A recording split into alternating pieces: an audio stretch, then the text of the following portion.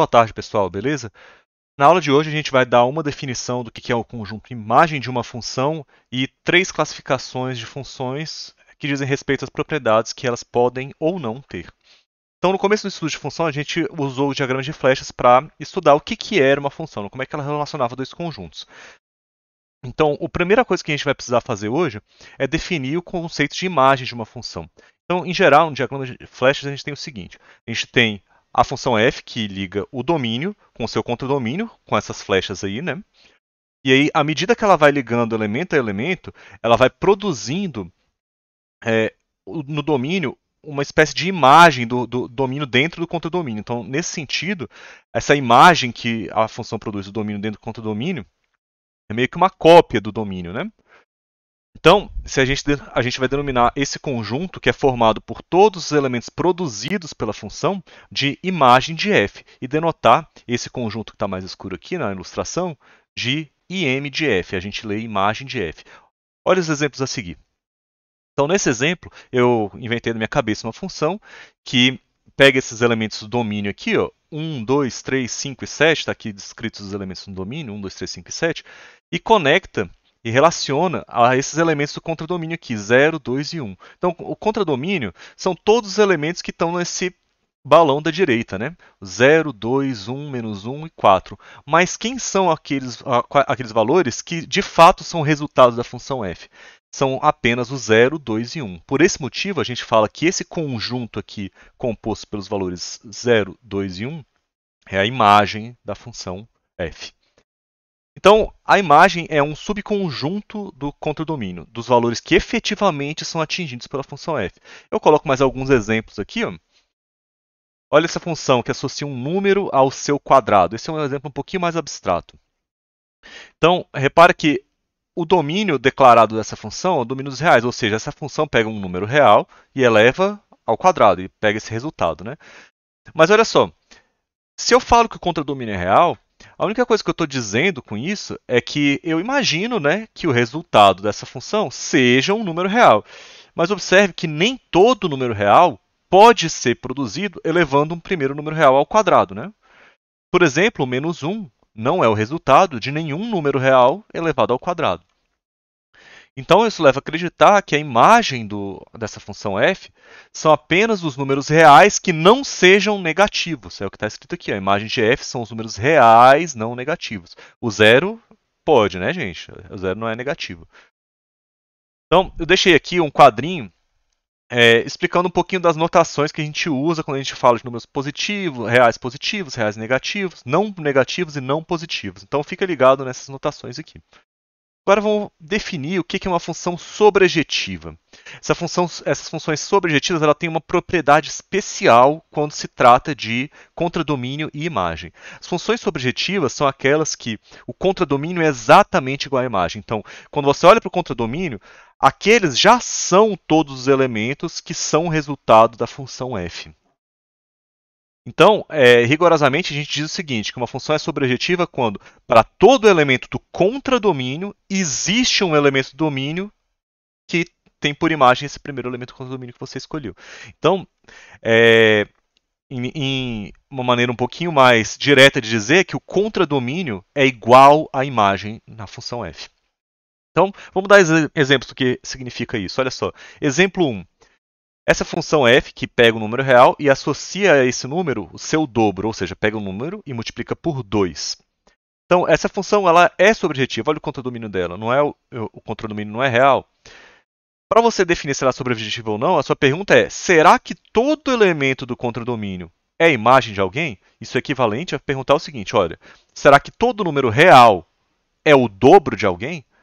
Ué, claro que sim. Pega o número 8. O 8 é o dobro de 4. Pega o número 12. O 12 é o dobro de 6. Pega o número 2. O 2 é o dobro de 1. Ah, você está roubando, você está pegando números pares. Não, olha só. Olha o número 1. O 1 é o dobro de meio, não é verdade? Então, basta você pegar um número do contradomínio, dividir por 2 e você acha quem é a pré-imagem dele. Ou seja, o elemento do domínio que produz aquele cara que você escolheu inicialmente como imagem. Então, a conclusão é que essa função f do exemplo 1 ela é sobrejetiva, ou seja, todo número real é o dobro de um outro número real. Agora, olha essa função 2. A função 2 pega um número real não nulo, é isso que esse asterisco significa, e inverte ele. Associa um outro número real não nulo, que é 1 sobre esse primeiro que você escolheu. Então, por que eu pedi que fosse um número não nulo? Porque senão eu não conseguia dividir o 1 por esse número que eu escolhi. Se eu escolhesse o 0, né, que é o único número nulo, eu seria incapaz de terminar essa divisão, 1 por 0. Né? Mas ó, por que essa função ela é sobrejetiva? Porque todo número real diferente de 0 tem um inverso, e esse inverso também é diferente de 0. Ou seja, todo número real diferente de 0, esse é o contradomínio, é o inverso de alguém. Portanto, essa função é sobrejetiva. Olha o exemplo de uma função que não é sobrejetiva. Essa função que associa um número real ao seu quadrado, como eu já coloquei. Olha os dois exemplos que eu coloquei ali. Os números menos 1 e menos 5 não fazem parte da imagem de f, ou seja, eles não são atingidos por nenhuma setinha. Por mais que você tente encontrar um número real cujo quadrado dê menos 1, você não vai conseguir. Ele não existe nos reais, tá, pessoal? Então, por esse motivo, como eu falei que o contradomínio é o conjunto inteiro dos números reais, essa função não é sobrejetiva, porque eu estou colocando dentro do contradomínio elementos que não são imagens de ninguém, eles não são produzidos pela essa função f. Se eu quisesse que ela fosse sobrejetiva, eu teria que reduzir esse contradomínio para ficar dentro dele só a imagem. Beleza, pessoal? E uma outra propriedade que uma função pode ter é a de injetividade. As funções injetivas, o que são? Essas funções injetivas são aquelas que elementos diferentes sempre produzem imagens diferentes. Isso é, a gente tem a certeza de que se você pegar um elemento na imagem, ela só pode ser produzida por um único elemento no domínio. Então vamos ver na definição rigorosa, formal, aí, o que isso significa. A gente diz que uma função é injetiva se, partindo de elementos diferentes, você sempre obtém imagens diferentes. Beleza? Equivalentemente, a mesma coisa de... Não precisa checar essas duas condições, basta uma, tá, pessoal? Uma outra maneira de falar isso é, se você pega imagens que você acha que são de elementos diferentes, e essas imagens são iguais, você imagina que você pega dois elementos e você não sabe se são iguais ou não. Mas eles produzem a mesma imagem. Quando você olha para a pré-imagem deles, você é obrigado a concluir que esses dois elementos que você estava considerando diferentes, na verdade, são o mesmo elemento. Ou seja, se você pega um elemento na imagem, ele só pode ser produzido por um elemento do domínio. Não existem dois caras que produzem ele. Então vamos ver exemplos disso. Essa é um pouquinho mais abstrata, na minha opinião, que o pessoal costuma ter mais dificuldade. Vou começar com um exemplo de uma função que não é injetiva. Olha só. Essa função que associa um número ao seu quadrado, olha só o que ela faz. Se eu coloco 1 como argumento dessa função, ela vai pegar 1 elevar ao quadrado, o resultado 1, beleza. E o menos 1, ela vai pegar o menos 1, elevar ao quadrado, o resultado dá 1 de novo. Então você tem elementos diferentes produzindo a mesma imagem. Ora, não é isso que a função injetiva quer dizer, né? Como eu peguei elementos diferentes, eu deveria ter obtido imagens diferentes, se ela fosse injetiva, né? Portanto, ela não pode ser injetiva, essa função aqui. Agora, um exemplo de uma função injetiva. É muito mais complicado você provar que uma função é injetiva. Porque você teria que, teoricamente, provar para todos os elementos da imagem que a sua pré-imagem é composta somente de um elemento.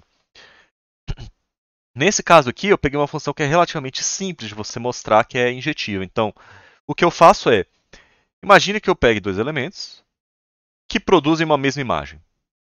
Então, elas satisfazem a igualdade. Ó. A imagem do elemento 1 aqui, do x1, e a imagem do elemento x2 são a mesma. Então, se eu usar a lei da função que foi dada aqui no enunciado, olha só, substituo essa expressão por 3x1 mais 1, que é a lei da função, né? E substituo esse lado direito por 3x2 mais 1. Cancela um dos dois lados, né? Subtrai um dos dois lados da equação, depois divide por 3 dos dois lados e você é obrigado a concluir que, na verdade, esse x1 e x2 que você estava tratando como se fossem diferentes, na verdade são o mesmo elemento. Então, como você acabou de satisfazer essa condição de baixo aqui, pegou imagens iguais, então você foi forçado a concluir que os elementos do domínio são iguais, essa função é injetiva, ela satisfez aquela propriedade. Então, mostrar que uma função não é injetiva normalmente é mais fácil, porque você só precisa pegar um contra-exemplo. Tá bom? Mas com diagrama de flechas existe uma maneira visual de você checar se uma função é injetiva ou não. Basta você olhar para os elementos da imagem e ver se tem alguém que recebe mais de uma seta. Se isso acontecer, essa função não é injetiva. Olha esse exemplo aqui. Ó. essa função que eu ilustrei aqui com o diagrama de flechas, ela não é injetiva, porque olha só, você tem um elemento da imagem que é produzido por um mesmo elemento produzido por dois elementos diferentes no domínio. Isso não é coisa de função injetiva. Essa aqui da direita é.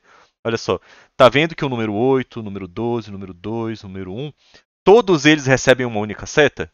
Se todo mundo na imagem receber uma única seta, então a função é injetiva. É uma maneira visual de checar. Em geral, né, sem ser com exemplos, não injetiva, elementos diferentes produzindo a mesma imagem. Ou seja, tem um elemento da imagem recebendo duas setinhas. E se ela for injetiva, elementos diferentes da imagem sempre são imagens de elementos diferentes no domínio. Beleza? E finalmente, que é uma função bijetiva ou bijetora. Uma função é bijetiva quando ela tem essas duas propriedades. Ela é ao mesmo tempo injetiva e sobrejetiva. Essa é uma classe de função muito importante, porque ela dá uma relação muito importante entre os conjuntos que fazem papel de domínio e de contradomínio. Essencialmente, essa relação que a gente chama de relação biunívoca entre os conjuntos faz que eles compartilhem propriedades muito especiais deles. Por exemplo, a cardinalidade, que a gente discutiu a respeito de número de elementos, né, ou o tamanho da infinitude de um conjunto infinito. Né? Então, se dois conjuntos é possível estabelecer uma objeção entre eles, automaticamente, por exemplo, a cardinalidade já é igual. Então, é como se esses conjuntos fossem uma cópia um do outro. Apesar de não terem exatamente os mesmos elementos, né, eles têm estruturas muito parecidas. E a definição rigorosa de uma bijeção, que junta todas as propriedades de injetividade e sobrejetividade que a gente acabou de ver, é que para todo elemento do contradomínio existe um único elemento do domínio que tem por aquele primeiro que você escolheu imagem. Beleza, pessoal? E como é que eu faço para identificar a injetividade graficamente? Por meio do gráfico da função mesmo. Então, essencialmente, pessoal, se você for capaz de traçar uma reta horizontal que cruze o gráfico da sua função mais de uma vez, então essa função não é injetiva. Olha só dois exemplos. Essa função f que eu desenhei o gráfico aqui, vocês nem sabem como é que é a lei de formação dela.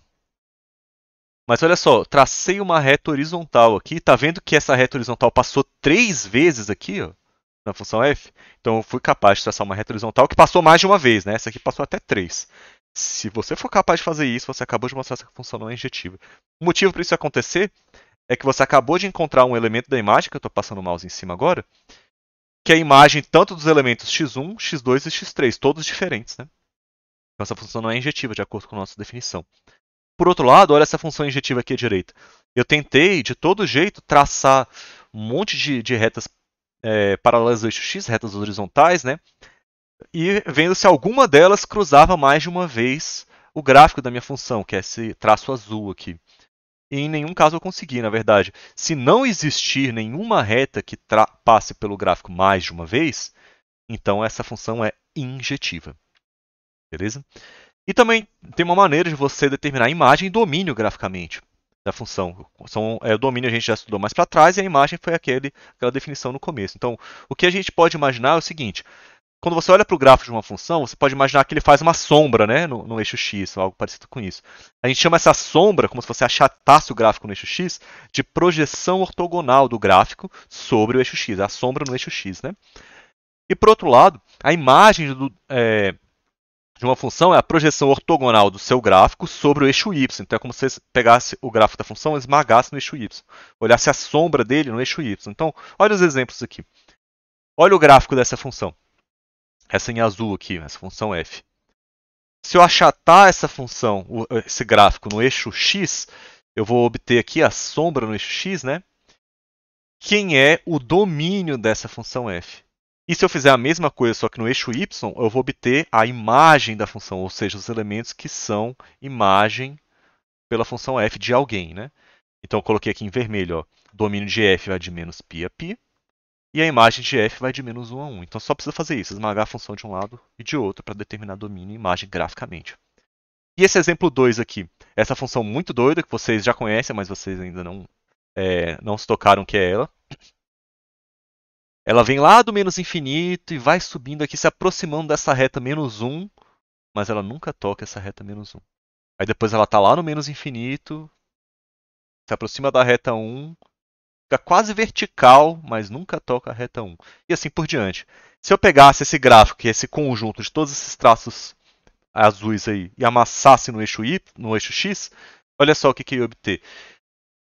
Toda parte do eixo X aqui está colorida, exceto por esses números aqui, o menos 3, o menos 1 e o 1 que eu já tinha deixado marcado previamente. O 3, o 5 lá para frente.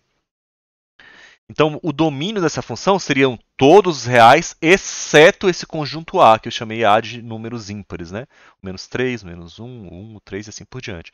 E quem seria a imagem dessa função? Uai, pega esse conjunto de retas aí e amassa no eixo Y.